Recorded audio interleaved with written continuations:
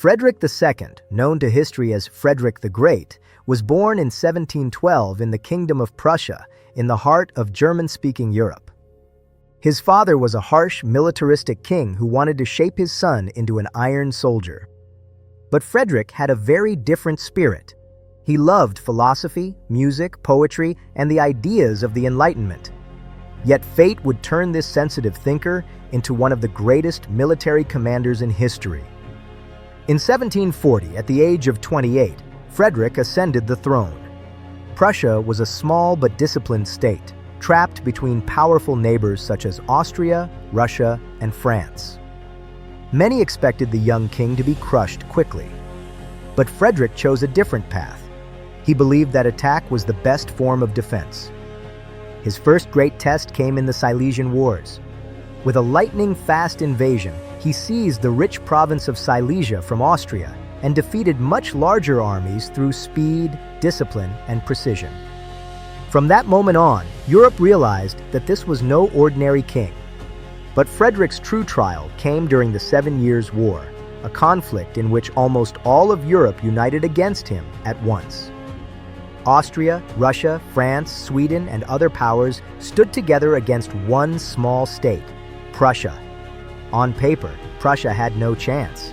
Yet Frederick changed the rules of warfare through pure military genius. He perfected a tactic that became known as the oblique order. Instead of attacking the enemy along the entire front, he concentrated his full force on one flank and shattered it before the rest of the enemy army could properly react. At battles such as Rossbach and Leuthen, Frederick used smaller forces to destroy much larger French and Austrian armies.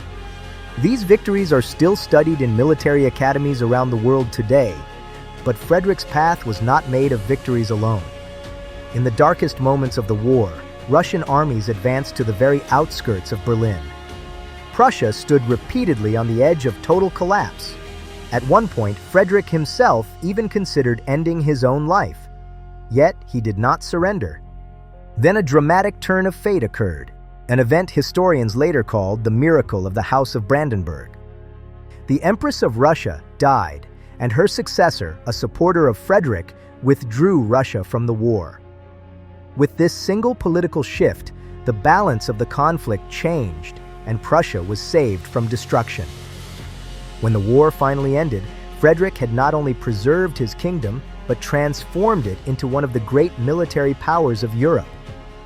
Yet Frederick was not only a warrior, he was also a philosopher king, a reformer, and an enlightened ruler. He expanded religious tolerance, reformed the judicial system, strengthened public education, and turned Prussia into a modern, centralized state. Despite fighting in many major battles, Frederick survived all his wars and died peacefully in 1786. He was a commander who stood against the world, fought against overwhelming numbers, and triumphed through intellect. Frederick the Great proved to history that sometimes the intelligence, discipline, and courage of a single individual can change the fate of a small nation in the face of multiple superpowers.